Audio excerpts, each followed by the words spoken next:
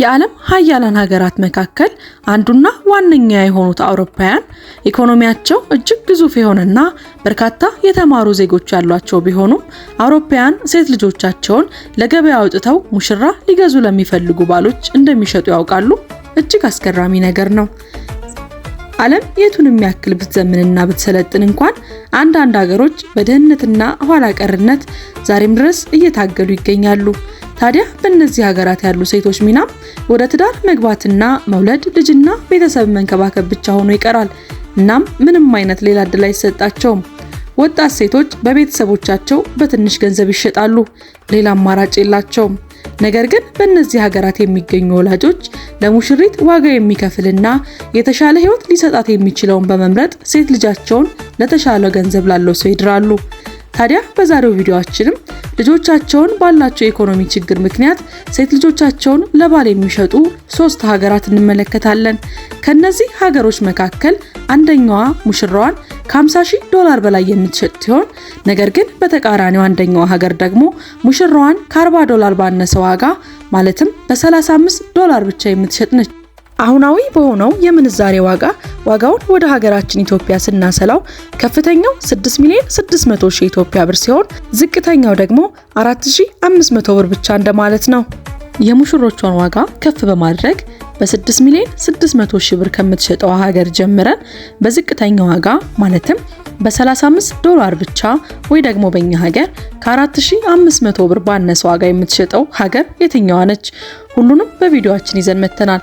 እናንተ ብቻ እስከ ፕሮግራማችን ፍጻሜ አብራችሁን በመቆየት ቪዲዮውን ላይክ እንዲሁም ቻናሉን ሰብስክራይብ በማድረግ ተከታተሉን።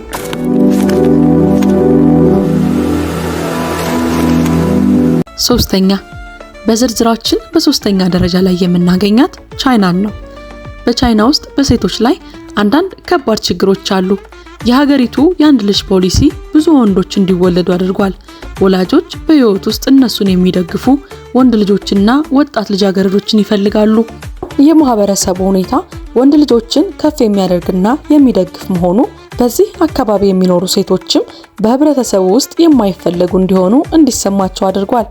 ፖሊሲው በቅርብ ዓመታት ወዲህ የተሻሻለ ቢሆንም ነገር ግን ጉዳቱ ቀደም ሲል በሀገሪቱ ውስጥ ብዙ ወንዶችና ሴቶች ቁጥራቸው ያነሰ እንዲሆኑ አድርጓል። ምንም እንኳን የሁለቱም ጾታ ከባድና ፈተና ሆኖባቸዋል። እድሜያቸው ከ27 ዓመት በላይ የሆኑ ሴቶች በቻይና ውስጥ በጣም ያረጁ እንደሆኑ ተደርጎ ይቆጠራል። ነገር ግን ቻይናውያን ሴቶች ቤተሰብ ከመመስረት ይልቅ ለከፍተኛ ትምህርት ወይም ለስራዎች ዋጋ የሚሰጡ በመሆናቸው በእነዚህ ምክንያቶች ጥቂት የማይባሉ ቻይናውያን ሴቶች ብዙ ጊዜ ትዳር ሳይመሰርቱ ብቻቸውን ይቀራሉ። ከራሳቸው ማህበረሰብ ለመራቅም እነዚህ ትዳር ያልመሰረቱ ቻይናውያን ሴቶች የሚሄዱበት ቦታ አልነበራቸውም። ስለዚህም ከውጭ ሀገር ወንዶች ባል ለማግኘት ተስፋ በማድረግ ወደ ማህበራዊ ድረገጾች ዞሩ። የውጭ ሀገር ዜጎችን ያገቡ ቻይናውያን ሴቶች ቁጥርም እንደ አውሮፓውያኖቹ አቆጣጠር በ2021 549 ሴቶች በሻንጋይ ከተማ ብቻ ሌሎች የውጭ ሀገር ዜጎችን አገቡ። አብዛኞቹ እነዚህ ባለትዳር ቻይናውያን ሴቶችም በጣም የተሳካ ትዳር ያላቸው ናቸው። ሴቶቹ በጣም ታማኝና ለትዳር አጋራቸው የሚጠነቀቁ የሚያስቡ በመሆናቸው በዚህም የተነሳ 0.2% ብቻ ባለው የፍቺ መጠን ላይ ተንጸባርቋል። ተንከባካቢዎች ናቸው። እናም ለቤተሰቦቻቸው በቂ ጊዜና እንክብካቤ መስጠት የሚችሉ ምርጥ የትዳር ሴቶች። ታዲያ እነዚህ በቁጥር ትንሽ የሆኑት ውብና የተማሩ ቻይናውያን ሴቶችን ለማግኘት ወይ ለማግባት 6,600,000 የኢትዮጵያ ብር ማውጣት አለበት ወይም ደግሞ $50,000 የአሜሪካን ዶላር። ለነዚህ ውብና ቆንጆ ቻይናውያን ሴቶች ይህ ክፍያ ይገባቸዋል። ስለ ቻይናውያን ሴቶች የተሰማችሁን ያሰባችሁን አስተያየት በኮሜንት ሴክሽን ላይ ያስቀምጡልኝ። በሁለተኛ ደረጃነት የምናገኛትና ልጃገረዶቿን ሙሽሮቿን በመሸጥ ታዋቂ የሆነችው ሀገርና የተለያዩ ትላልቅ የዓለማችን የሚዲያ ተቋማት ሳይቀሩ በዚሁ ጉዳይ ዶክመንተሪ የሰሩላት ቡልጋሪያ ሶፊያ።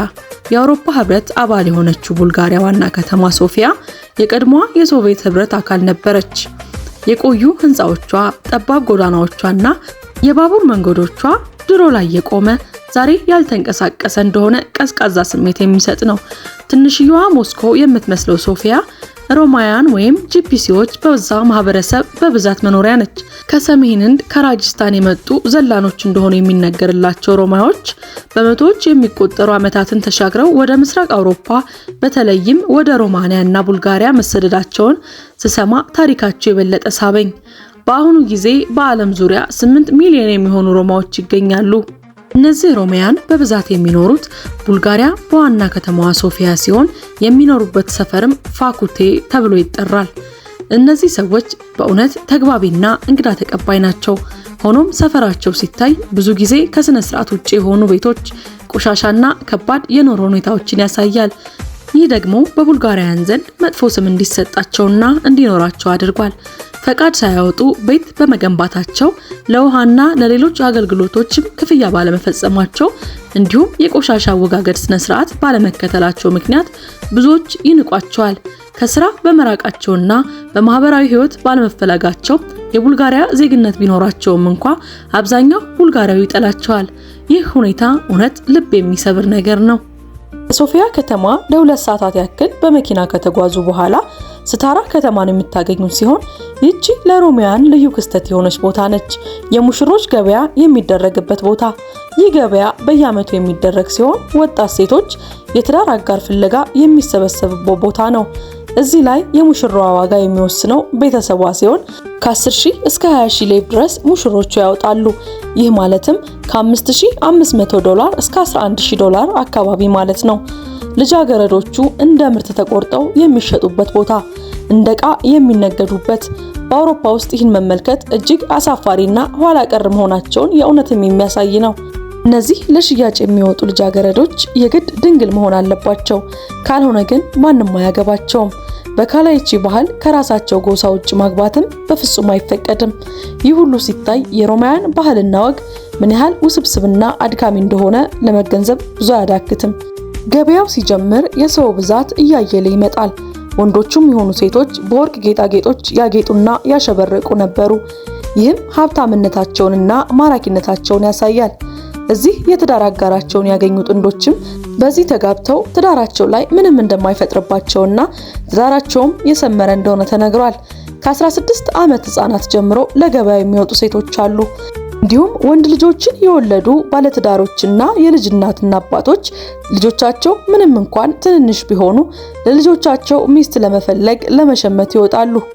ይህ የሙሽሮች ገበያ ሰዎች ለመገናኘትና ለመፋቀር እድል የሚሰጥ ቢሆንም በውስጡ በርካታ የባህልና ማህበራዊ ችግሮች እንዳሉበት ግልጽ ነው። የአውሮፓውያን ዶክመንተሪ ፊልም ሰሪዎች እዚህ የመጡ ሴቶች እንደ ዕቃ ለሽያጭ የሚቀርቡበት ሁኔታ የሚዘግቡትም ለዚሁ ነው። የሮማውያን ከማህበረሰቡ ጋር ካጋጠሟቸው ችግሮች አንዱ የነሱ የማይቀላቀል ባህሪ ነው። ይህ ደግሞ ከሌሎች ማህበረሰቦች ጋር ተቀላቅለው ለመኖር እድላቸውን ይገድባል። ይህ ተሞክሮ በቡልጋሪያ የሚገኙትን ሮማውያኖች ህይወት በአዲስ መልክ እንዳይበት አድርጎኛል። የሮማውያን ባህል እና ትውፊት ምን ያህል ሀብታምና ውስብስብ እንደሆነ እንዲሁም ከዘመናዊ ማህበረሰብ ጋር ለመቀላቀል የሚያጋጥማቸው ችግሮች በግልጽ አሳይቶናል። ይህንን የሮማውያን እንግዳ የሆነ ታሪክ ስትሰሙ ምን ተሰማችሁ? እስኪ ሀሳብ አስተያየታችሁን በኮሜንት ሴክሽን ላይ አስቀምጡልኝ። እንዲሁም እናንተ የሮማውያን ሴቶችን የማግኘት እድል ቢኖራችሁ ወይም የሮማውያን ዜጋ ብትሆኑ ኖሮ ምን ታደርጉ ነበረ? አሁን በቀጣይ የምንሄደው በአንደኛ ደረጃነት የምናገኛትንና እንዲሁም ሙሽሮቿን ከ$35 በታች የምትሸጥ በእኛ ሀገርም ሲሆን ከ4500 የኢትዮጵያ ብር በታች የምትሸጥ ሀገር ነች። አንደኛ ህንድ። ህንድ በዓለም ላይ ካሉ በባህልና በጎሳ ከተለያዩ ቦታዎች አንዷ ነች። ስለዚህም ሴቶች የህልማቸውን ባል ለማግኘት በቀላሉ ይችላሉ። በተጨማሪም ህንድ በዓለም ላይ ቆንጆ ሴቶች ካሏቸው ሀገር አንዷና ዋነኛዋ ነች። ሴቶቻቸውም ከሌላ ሀገር ከመጡ ባል ጋር ለመስባትና አብረው ለመኖር ፈቃደኛ ናቸው። በህንድ ውስጥ ከሚኖሩ ሴቶች መካከል 2/3 እንደሚገመተው ከውጭ የመጡ ወንዶችን ያገቡ ሴቶች ናቸው።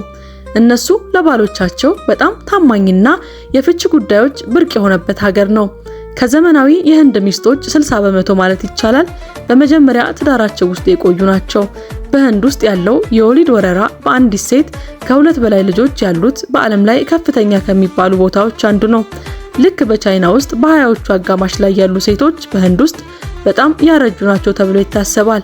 ስለዚህ በሀገራቸው ጥሩ ባሎችን ለማግኘት ተስፋቸው እጅግ በጣም ጠባብ ነው። እጅግ በጣም ጥሩ የተማሩና እንግሊዘኛን አቀላጥፎ መናገር የሚችሉት እነዚህ ህንዳውያን ሴቶች ነገር ግን በከተሞች የሚኖሩ ህንዳውያን ሴቶች የሥራ ዕድል ያላቸው ከ10 በመቶ በታች በመሆኑ የተሻለ የሥራ ዕድል ለማግኘት ወደ ሌላ ሀገር ሄደው መስራት የግድ ይላቸዋል። በዚህም ምክንያት ሴቶች ከሌላ ሀገር የመጡ ባሎችን ይመርጣሉ። በሀገሪቱ ውስጥም በሴቶች ላይ ብዙ አድሏዊ ድርጊቶች አሉ። ህንዳውያን ሚስቶች ያለምንም ቅድመ ሁኔታ ባሎቻቸውን መታዘዝ አለባቸው ብለው ያምናሉ። ህንዳውያን ሴቶች ያለምንም ቅድመ ሁኔታ ባሎቻቸውን መታዘዝ አለባቸው ተብሎ ይታመናል። በህንድ ውስጥ ያሉ ብዙ ሴቶች ያለ ፍላጎታቸው ወደ ጋብቻ ተድረዋል፣ ተጋብተዋል፣ እንዲሁም ይሸጣሉ። እነሱን ማግባት የፈለገና አቅም ያለው ወንድ ቤተሰቦቻቸው በግዢ መውሰድ ይችላል። ዋጋውም ከክልል ክልል ይለያያል። ነገር ግን በአንዳንድ ሁኔታዎች ሙሽሮች በ$35 ዝቅተኛ ዋጋ ሊገዙ ይችላሉ። ይህ ማለትም ከ4500 ብር የኢትዮጵያ ብር ያነሰ ዋጋ እንደማለት ነው። ባህላዊ የጋብቻ ዝግጅት በህንድ ውስጥ አሁንም የሚደረግና እጅግ የሚወደድ ነገር ነው። ነገር ግን ዘመናዊ ሴቶች ከሱ የራቁና ብዙም ፍላጎት የማያሳዩ ቢሆኑም ነገር ግን በርካታው በህንድ ውስጥ የሚገኝ የቤተሰቡ አባላትና ማህበረሰቡ ባህላዊ ዝግጅቱንና ሁኔታውን እጅግ ተቀባይነትና ተወዳጅነት ያገኘ ነገር በመሆኑ ወጣቶች ባይፈልጉም ወደዚህ ሁኔታ ተመልሰዋል። እናም በዚህ ባህላዊ ስርዓት ውስጥም በቤት ውስጥ የወንድ ልጅ ትዕዛዝ ምንም አይነት ቅድመ ሁኔታ የማይሰጠውና መጀመሪያ ሊተገበር የሚገባ ጉዳይ ነው። የቤቱ አባወራ ካለ ማለት ነው። ሙሽራውም የግድ ታዛዥ ነች። እነዚህ ቆንጆና እንቁ የሆኑ ህንዳውያን ሴቶች በ$35 ባነሰ ዋጋ የሚሸጡ ሲሆን ይህ ማለትም ቅድም እንደተነጋገርነው 4500 የኢትዮጵያ ብር በታች ነው።